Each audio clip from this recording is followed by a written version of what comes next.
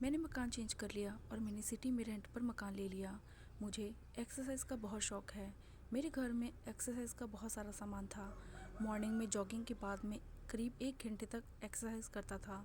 दिसंबर जनवरी का महीना था। इस महीने में बहुत ज़बरदस्त सर्दी पड़ती है, लेकिन मैं सुबह 5 बजे जॉगिंग के लिए निकल जाता और 6:15 पर घर की छत पर एक्सरसाइज करने के लिए आ जाता था। मैं करीब 1 घंटे तक एक्सरसाइज करता था, जिसके बाद मेरा सर्वेंट आकर नाश्ता बनाता और मैं लंच लेकर ऑफिस चला जाता। मुझे एक्सरसाइज का इतना ज़बरदस्त शौक़ था कि मैं कई बार इवनिंग में भी जमकर एक्सरसाइज करता था। यही रीज़न था कि मेरी बॉडी बिल्ट स्ट्रॉन्ग और मस्कुलर थी। इस नए हाउस के आसपास लगभग सभी सिंगल स्टोरी हाउस थे, सिवाय मेरे मकान के।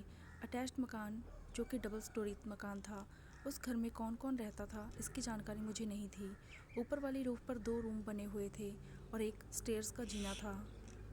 उस घर की रूफ मेरी रूफ से अटैच थी, पर मैंने ऊपर वाले दोनों रूम को हमेशा बंद ही देखा था। खैर, एक दिन जब मैं इवनिंग में एक्सरसाइज कर रहा था, उस डबल स्टोरी हाउस की तरफ मेरी बैक थी।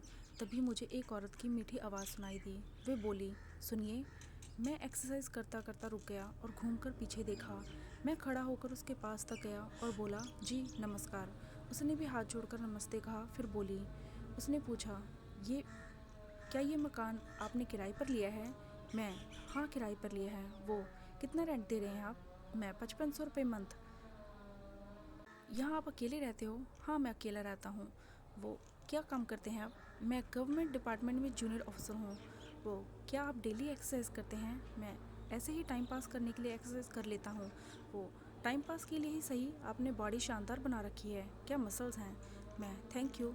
मुझ में वो इंटरेस्ट दिखा रही थी, इसलिए मैंने बात आगे बढ़ाने का सोचा और उससे पूछा, आप लोग कब से इस मकान में रह रहे हैं? वो, हम लोग यहीं के रहने वाले हैं। मैं, कौन कौन है आपके घर में? वो, मैं हूँ, मेरे 2 बच्चे हैं, मेरी सास है। लास्ट ईयर तक मेरी ननद भी हमारे साथ ही रहती थी, पर अब उसकी शादी हो चुकी है। मैं, भाई साहब क्या करते हैं और कहाँ रहते हैं? वे सूरत में बिज़नेस करते हैं और महीने में 1 आध बार आ जाते हैं। मैं, आप लोग उनके साथ नहीं रहते? वो, वहाँ अभी हमने घर नहीं बनाया है, 2-3 साल में हम वहाँ शिफ्ट हो जाएंगे। अभी 8 महीने पहले ही तो वो बिज़नेस करने वहाँ गए हैं। यहाँ बिज़नेस में लॉस होने के बाद वो वहाँ नया बिज़नेस करने गए हैं। जब बिज़नेस सेट हो जाएगा तो हम लोग भी सूरत शिफ्ट हो जाएंगे। फिर उसने मेरा नाम पूछा, मैंने भी उसका नाम पूछा। उसका नाम गरिमा था।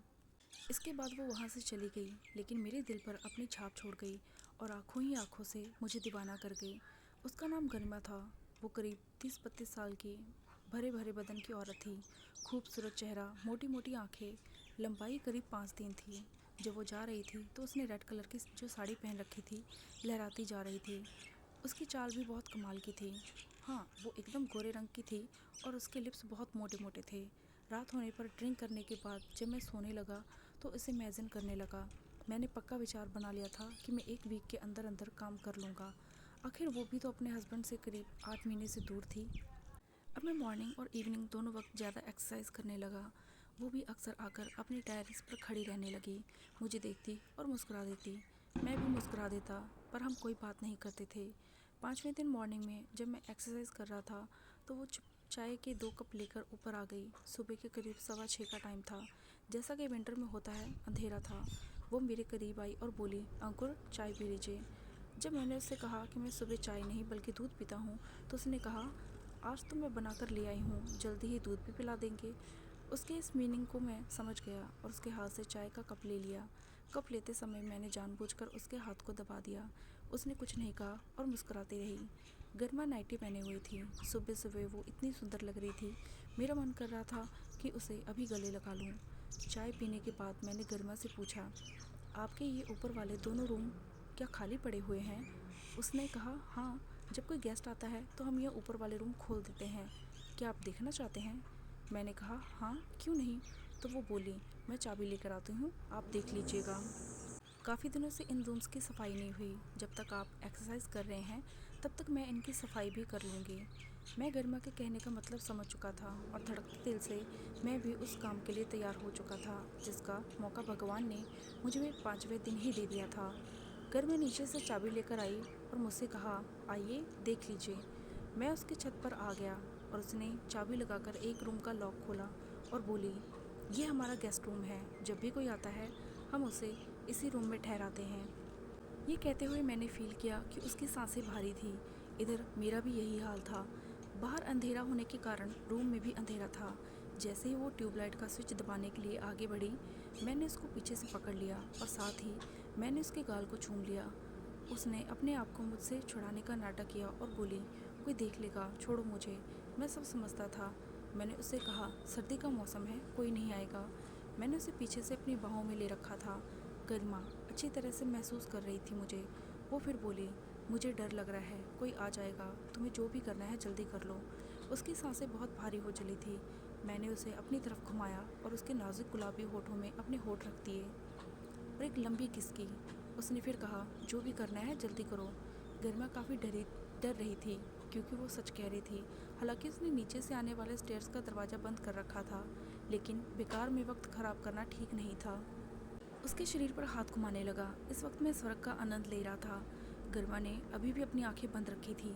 वक्त की नज़ाकत को समझते हुए मैंने उसे घुमाया और कसकर उसे गले लगा लिया। वो बोली, अब बस करो, जाने दो मुझे। मैंने उससे कहा, गरिमा मेरी जान, अभी कुछ मत कहो, जो कहना है बाद में कह लेना, अभी काम करने दो। ये कहते हुए मैंने गरिमा को घुमा दिया और नीचे कर दिया। मैंने जल्दी से अपना काम करना शुरू किया। मैंने आनन फानन में एक झटका मार दिया, वो सीधी हो गई। मैंने जल्दी से उसकी गर्दन दबाई और अपना काम जारी रखा। जल्दी जल्दी में उसने अपनी नाइटी का कपड़ा मुंह में भर लिया। मुझे बहुत मज़ा आ रहा था। मैंने गरिमा से पूछा, गरिमा मेरी रानी कैसा लग रहा है? वो बोली, बहुत मज़ा आ रहा है, 6 महीने के बाद आज काम मिला है। बोलो मत, सिर्फ काम पर ध्यान दो। आज सब साफ़ कर दो, ये कमरा बहुत दिनों से बंद है, इसलिए अच्छे से काम करो। 5 मिनट बाद गरिमा ने मुझे कहा, अंकुर काम जरा जल्दी और तेज़ करो। ये बोलते ही वो एकदम से कांप उठी। वो बोली, आज तो 5 मिनट में भी मस्ती सी आ गई और मैं स्वर्ग में पहुंच गई। मेरे राजा, क्या तुम रोज़ यही सुख दोगे? मैं तुम्हारी दासी बन के रहूँगी। मैंने कहा, हाँ मेरी रानी, मैं रोज़ तुम्हें सुख दूँगा। ये कहते हुए मैंने अपने काम की गति ज़बरदस्त तेज़ कर दी क्योंकि मेरे लिए सब नया था। अब मैं भी काम ख़त्म करने की कगार पर पहुँच गया था। कमरे में हल्की आवाज़ आ रही थी। जैसे ही मुझे लगा कि मेरा काम होने वाला है, मैंने उससे पूछा, गरिमा मेरा काम ख़त्म? मेरी बात पूरी करने से पहले ही वो बोली, प्लीज़ यहीं पर सब छोड़ दो। तो मैंने वैसा ही किया। गरिमा का चेहरा लाल हो रखा था। मैंने गरिमा को किस किया और वापस से काम शुरू करने लगा, जिस पर गरिमा ने कहा, नहीं अभी नहीं, अब दिन निकल चुका है, मैं कल सुबह 5:30 बजे ही आ जाऊँगी। ये कहकर गरिमा वहाँ से चली गई और मैं भी अपनी छत पर आ गया। अगली सुबह गरिमा मॉर्निंग के 5:30 बजे ही ऊपर टेरेस पर आ गई। अपने वायदे के मुताबिक मैंने उसे जी भरकर करीब 1 घंटे तक प्यार किया। इस तरह हम करीब 7-8 दिनों तक काम करते रहे, किसी को पता भी नहीं चला। फिर ज़रूरी काम से मुझे जयपुर जाना पड़ा और मैं करीब 1 वीक बाद वापस आया। उस दिन इवनिंग में जब मैं एक्सरसाइज कर रहा था तो गरिमा रूफ पर आई और बोली, बहुत दिन लगा दिए मेरे राजा, मैं तुम्हारी याद में तड़प तड़प कर जी रही थी, अब मुझे छोड़कर मत जाना। उसकी बात सुनकर मैंने उसको अपने पास आने को कहा तो वो अपनी छत से मेरी छत पर आ गई। मैंने उसे मेरे पास ही नीचे बैठने को कहा। वो बैठी और मैं उसे नीचे गिराकर उससे पूरी तरह लिपट गया और उसे बेतहाशा किस करने लगा। क्योंकि वाल करीब 2.5 ऊंची थी और हम दीवार की ओट में थे, इसलिए किसी के देखने का सवाल ही नहीं था। और मैं खुद इतना उत्तेजित था कि गरिमा के छत पर आने के विचार से ही एक्सरसाइज करते हुए भी मेरा बुरा हाल था। गरिमा ने पीले फूलों वाली साड़ी पहन रखी थी जिसमें वो गजब ढा रही थी। उसे किस करते हुए मैंने उसकी साड़ी लेते लेते ही ऊपर उठा दी।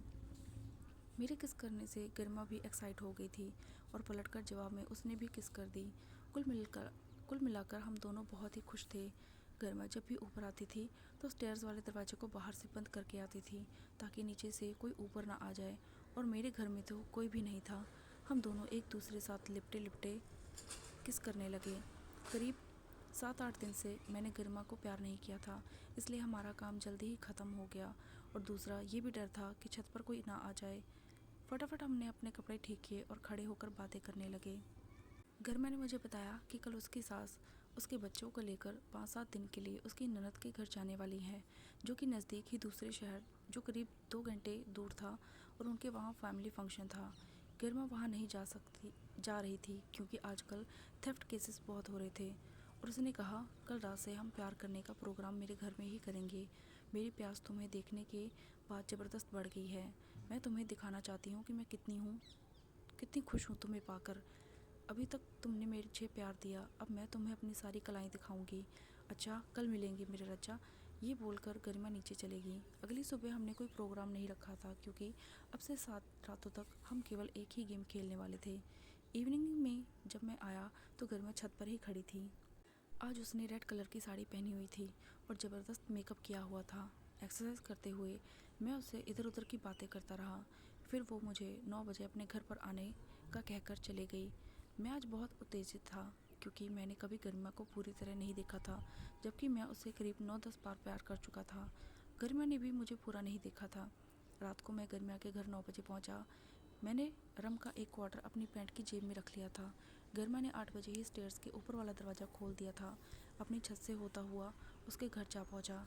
जाते ही मैंने गरिमा को अपनी बाहों में भर लिया और ताबड़तोड़ उसे किस करने लगा। गरिमा ने कहा, मेरे राजा, इतने बेसब्र ना बनो। आने वाली 7 रातें और 7 दिन मैं तुम्हारी ही हूँ। पहले खाना वाना खा लेते हैं, फिर रात भर प्यार ही तो करना है। मुझे उसकी बात अच्छी लगी और मैंने उसको 2 गिलास लाने को कहा। जब वो गिलास लेने किचन में गई तो मैं भी उसके पीछे किचन में जा पहुंचा और उसे पीछे से अपनी बाहों में भर लिया और उसकी पीठ पर किस करने लगा। मेरे दोनों हाथ पूरी तरह उसे मसल रहे थे। फिर हम उनके पीछे वाले बेडरूम में आ गए। मैंने दोनों ग्लासेस में रम के पैक बनाए और एक गिलास मैंने गरिमा को दे दिया।